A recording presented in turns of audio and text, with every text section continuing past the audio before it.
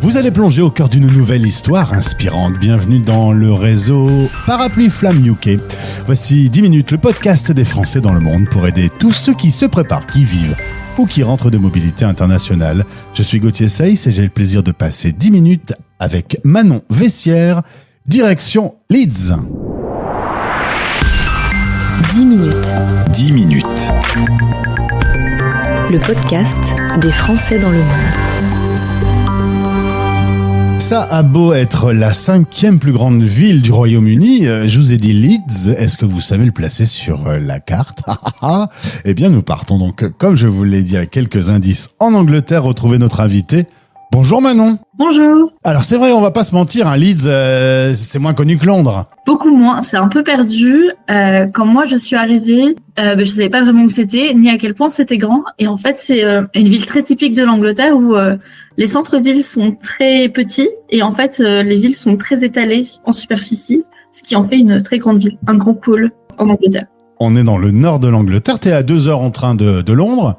Pas si loin. On est dans la région du Yorkshire, des petites villes avec des jolies campagnes, des cottages, très carte postale quasiment. Bon, une météo qui est pas non plus incroyable toute l'année, hein. Il y a un petit peu de pluie. Oui, il fait beaucoup de pluie. Il fait très gris et très froid. Donc la météo pas idéale, mais quand il fait beau, il fait vraiment beau. Donc ça c'est très agréable et pour les randos, c'est vraiment top d'habiter dans le Yorkshire. Bon, après si t'as besoin de culture, tu vas à la capitale. Oui, voilà, je peux aller à la capitale, il y a quand même beaucoup de choses. Il y a un opéra, il y a un théâtre ici, il y a quand même des expositions de temps en temps. Mais oui, pour les gros points culturels, c'est assez vide. Alors avant de s'installer à Leeds, retour sur ton parcours, tu es originaire de Limoges, tu vas faire tes études, ta licence là-bas, puis ensuite direction Poitiers, puis dans le cadre de ton master, l'occasion de faire un stage et tu vas choisir la Nouvelle-Zélande. Alors là, va falloir m'expliquer parce que c'est pas à côté quand même, la Nouvelle-Zélande. Mais c'était un peu un coup de chance. En fait, il y avait cette offre de stage que j'ai trouvée sur Internet. Et pour moi, ça fait partie des pays auxquels on va pas vraiment parce que c'est si loin. Donc, j'ai un peu postulé sur un coup de tête et voir ce qui allait se passer. Et en fait, j'ai été prise. Donc, je suis partie en Nouvelle-Zélande. Très bien. Est-ce que tu as découvert là-bas un autre monde? Parce que c'est vraiment, on a la tête en bas là-bas, hein? Exactement, c'était vraiment incroyable. Malheureusement, c'était en 2020, donc pendant le Covid. Donc j'ai fait mon confinement en Nouvelle-Zélande, ce qui était très différent de ce que je pouvais entendre en Europe. C'était assez libre, visiblement, hein. Les frontières étaient fermées, c'est une île, on n'y rentrait pas, et quand on était dessus, on peut faire un peu comme on voulait. Exactement, donc en fait, on a eu 6 semaines, je crois, de confinement comme un peu partout. Et une fois que les 6 semaines sont passées, on est revenu à un mode de vie normal, puisqu'on avait atteint le cas zéro de Covid, donc on était Covid-free, donc ça c'était vraiment très agréable. Alors tu vas vouloir continuer une autre expérience à l'étranger, bien apprendre l'anglais. Il n'y a pas beaucoup d'offres, c'est comme ça que tu vas être amené à t'installer en Angleterre. Te voilà là-bas en 2021. En tout cas la réussite c'est que maintenant tu parles parfaitement l'anglais. J'espère. Je pense que oui. J'ai continué mes études en Angleterre, donc j'ai parfait mon anglais. Alors, tu as l'équivalent d'un CAPES qui se dit comment chez les Anglais? C'est PGCE. Donc ça, ouais, c'est le diplôme pour être enseignant dans les collèges et les lycées. Donc c'était une expérience que j'ai tentée parce que moi de base, je suis juste prof de français et langue étrangère, mais il n'y a pas vraiment de reconnaissance à l'étranger de ce diplôme. Donc j'ai voulu compléter. Mais ça m'a pas vraiment plu. Donc j'ai arrêté les adolescents et maintenant je me concentre sur les petits-enfants et les adultes. Et passionné du bilinguisme, tu as fait un master en éducation sur ce sujet. Le bilinguisme franco-anglais te passionne. Oui, et surtout la compétence écrite chez les enfants bilingues. Donc je mets vraiment axé mes recherches sur la bilittératie, comme on dit dans le milieu. Wow. Exactement, sur l'écriture dans les 2 langues en fait. Alors, on a bien compris que tu ne serais pas une représentante de l'Office du tourisme de Leeds, mais par contre, tu aimes énormément ton travail et tes différentes tâches, tes collègues, les projets. L'Alliance française, il faut dire qu'en plus d'être la directrice pédagogique de la petite école de Leeds, donc dans le Yorkshire, tu es aussi la directrice de l'Alliance française de Leeds, tu es aussi prof, tu cumules. Je cumule, je suis multitâche, je suis une passionnée de l'éducation et de la francophonie, donc j'ai beaucoup de mal à me restreindre sur mon nombre de projets. Donc ça, j'aime beaucoup ma vie à Leeds pour ça, puisque je peux cumuler différents projets, différents publics. Donc c'est vraiment l'idéal. Comment on défend la francophonie depuis le Royaume-Uni aujourd'hui? On la défend en faisant pas mal d'événements culturels, en essayant de parler de la gastronomie, de parler aussi des opportunités professionnelles et culturelles dans le monde, en fait, puisque le français est parlé dans de nombreux pays aujourd'hui. Et voilà, on essaye de petit à petit de s'étendre. On a toujours eu avec les Anglais une drôle de relation, mi-amour, mi-haine. Comment tu vis aujourd'hui ce quotidien implanté dans ce pays en étant française? Je pense que du côté des Anglais, c'est un peu pareil, hein, le sentiment avec les Français. Je vis un peu à la française, pour être très honnête. Ouais. J'ai mes horaires très françaises pour les repas. J'aime bien cuisiner français. Donc je me suis pas vraiment mélangée là-dessus, mais en même temps, une petite bière au pub à la fin du travail, c'est sympa. Donc j'essaye de prendre un peu le positif dans les deux cultures et de les mélanger ensemble. Bon, t'as trouvé aussi un compagnon qui est anglais, donc il y a un petit mélange à la maison. Exactement, il y a un petit mélange à la maison, même si j'essaye de le franciser petit à petit. Il est très britannique, donc... Est-ce que tu lui as fait manger des cuisses de grenouille? Non, mais je lui ai fait manger des escargots et il aime bien. Ah bah voilà, bon, c'est pas un vrai anglais alors. Et ça doit lui surprendre aussi quand il vient en France quand même. Il t'accompagne, je suppose, de temps en temps venir voir la famille. Oui, on rentre en France plusieurs fois par an. Je pense que c'est surtout qu'il prend plusieurs kilos à chaque fois qu'on va en France, parce qu'on fait le tour des fromages, le tour du pain.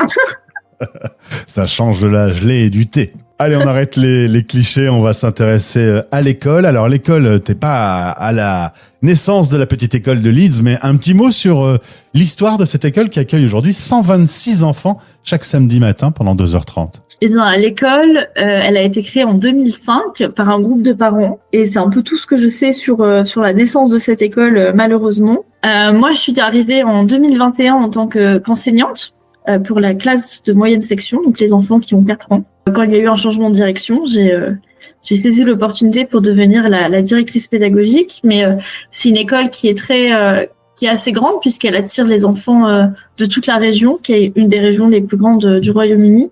Donc on a des enfants qui sont, des familles qui sont très motivées le samedi pour venir, puisqu'elles peuvent parcourir.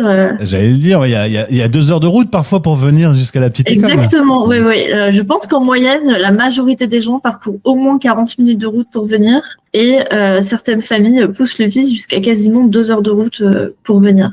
D'accord. En effet, ils sont motivés. Une fois qu'ils sont sur place, ils apprennent avec toute une équipe aussi que j'ai rencontrée lors des rencontres Parapluie Flamme UK, des équipes extrêmement motivées.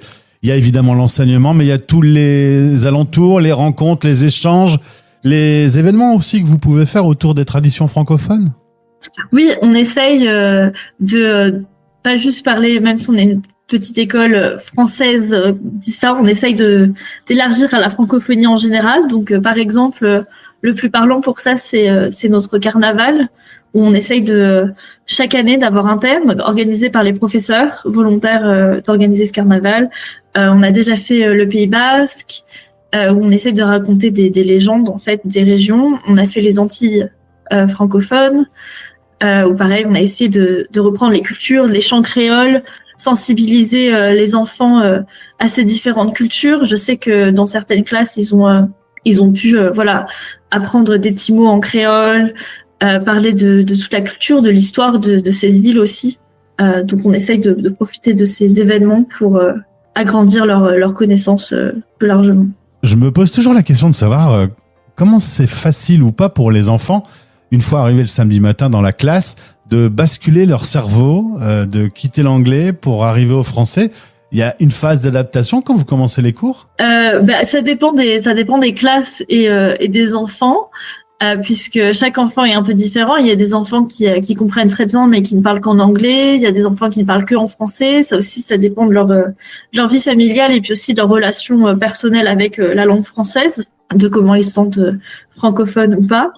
Et pour beaucoup d'enfants, c'est un peu le rendez-vous français. Ils savent qu'ils vont à l'école française, donc ils savent que le samedi matin, c'est en français, parce que nous, en classe, on essaye d'utiliser le français au maximum. Donc, il y a une espèce de synergie de groupe aussi qui les pousse à à switcher leur cerveau en français à ce moment-là. Et puis de toute façon, pour la majorité, c'est ce qu'ils font dans leur quotidien avec leurs parents, puisque beaucoup d'entre eux ont un parent francophone et un parent anglophone, ou même parfois sont trilingues, voire quadrilingues à la maison. Donc, ma dernière question, Manon, on s'est rencontrés lors des journées Parapluie Flamme UK.